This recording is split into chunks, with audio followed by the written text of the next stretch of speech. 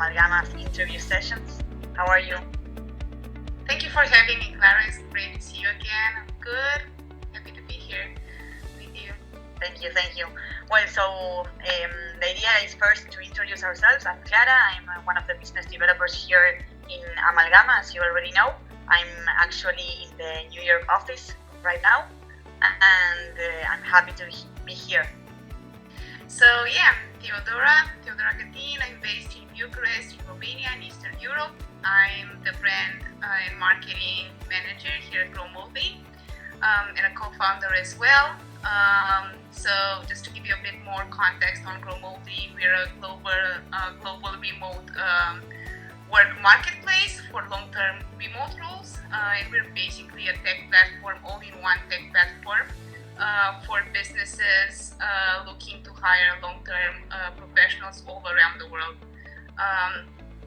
That's basically what we do, and our kind of high aim mission is to redefine work for humanity. That's great. That's interesting. I think it's a great. Like COVID has shown us that we can do our work from wherever. So I think Growmotely is clearly in a good direction. Yeah. A lot has changed over the past couple of years, and I think most of it is really exciting. I think we have a huge opportunity right now to really change the direction of how we work and how we live and where we do all these things. And we will really have a great opportunity to customize our lives according to what feels more aligned to us and most healthy, and what kind of supports us more in our lives. So I think we're really living in these really exciting times. I agree. That's great. Thank you for the intro. So talking about our projects, the one we did together, we worked on your website. Maybe can you tell us a little bit about how and when did you realize that it was the moment to update your web? Like, which were your hypotheses or goals when you decided to seek for a company to help you in this journey? I think it was about beginning of last autumn, if I remember correctly, when we first started the conversation. And the conversation started because back then we had a really great design on the website, and we were happy with that. But we did have some challenges converting users on the website and actually translating them into actual users on the platform. So one of the main aims of the project and us reaching out to you was we wanted a higher conversion, and at the same time we also wanted kind of a refresh of the brand, and I think a bit more consistency in terms of the different options we had on the website for people to interact with our product, but also our newsletters and all the content that we're producing. Just to kind of summarize it, was we just wanted a better conversion rate. We just wanted to have our message a bit more clearer, and also just a general refresh of the website. Perfect. Yeah, I think the challenge was that you had two audiences, right? And the message was not that clear. I think the challenge on our end was that refresh you're talking about also, because it was really nice, your web. It's not that you had an old one or whatever. But I think on our end it was key to understand those two audiences, interview them, and really know what they were expecting from the web. And then regarding the process, our goal always in Amalgama is building user-centered products and get out and investigate and validate those hypotheses before investing time on developing or adjusting things that we may not be sure yet.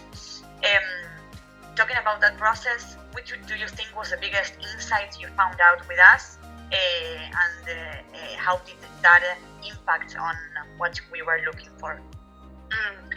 Just to circle back a bit to what you were saying, I think you really shed light on one of the biggest challenges we had, which was that we were addressing two very different audiences. So we were addressing companies and founders on one side, and then professionals all around the world on the other side. And in regards to the hypothesis, it was mainly that our messaging was mostly unclear to companies and founders. What we assumed is that they didn't really understand what we were doing because we weren't communicating it well enough. They also had some doubts around our pricing model and just how it all works for them. This is kind of the thing we've started with, and during our process of validating this hypothesis, we kind of reached the same conclusion that companies didn't get a clear message on our side on what they would get for being our users.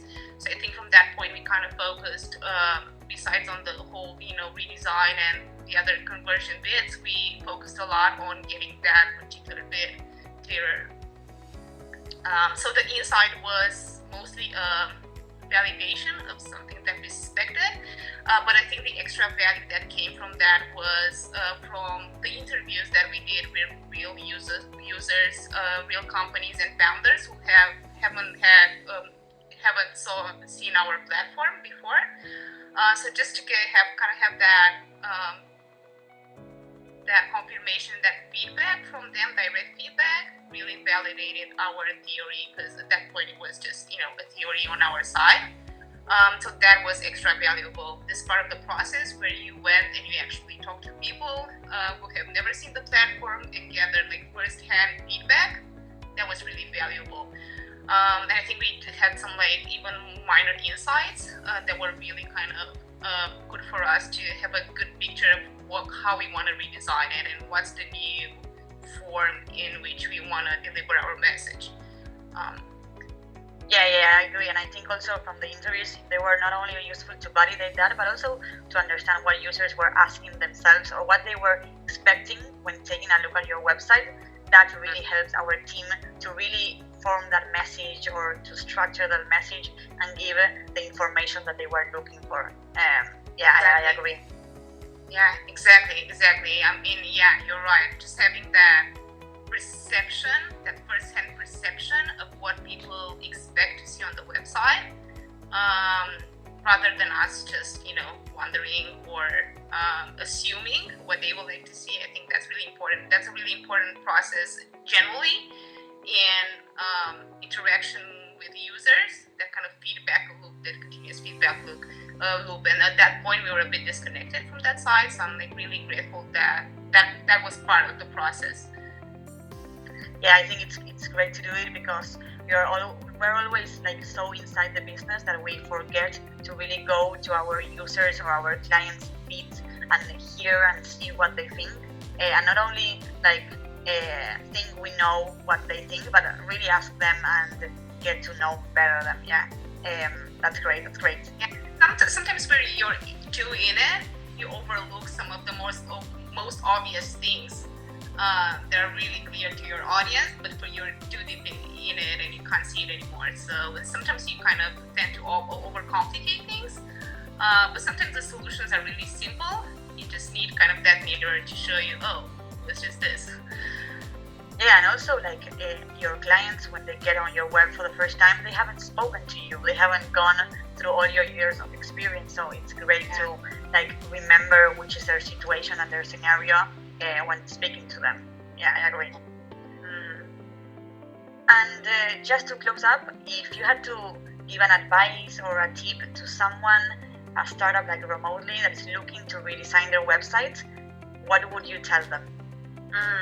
Well, that's a really good one. I think I have two types of answers.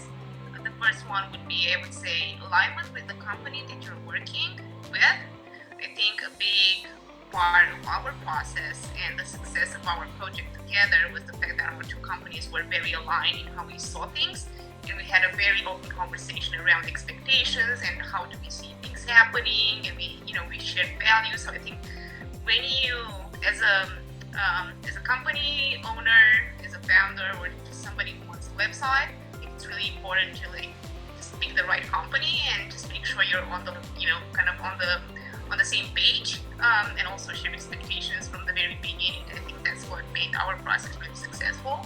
Just thinking about the project itself, I would say be very intentional with what you expect from the process and what the transformation means for your business and why you want to do it.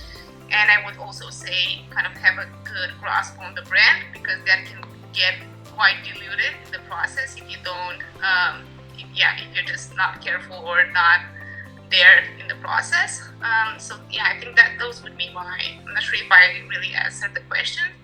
No, that's great. My advice, yeah. The most important part for me was just like being intentional with the project, just knowing why we're doing it.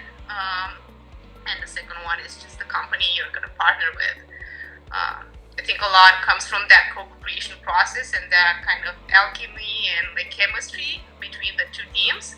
I think that was a big part of the magic in our project. Yeah, and I agree that having your goal that clear of we want to increase our conversion rate was key for us to focus on that.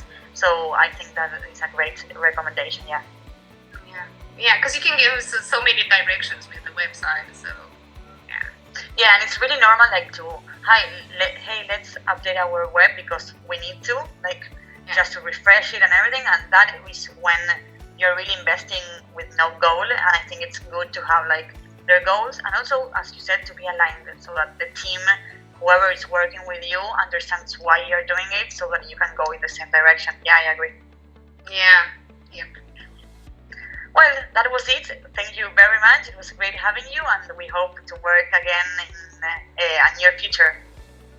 Thank you as well, and just thank you overall for the beautiful co-creation and just what resulted from it. I'm really proud of what we did. Thank you. We're happy that you're happy. Thank you. Bye-bye. Bye.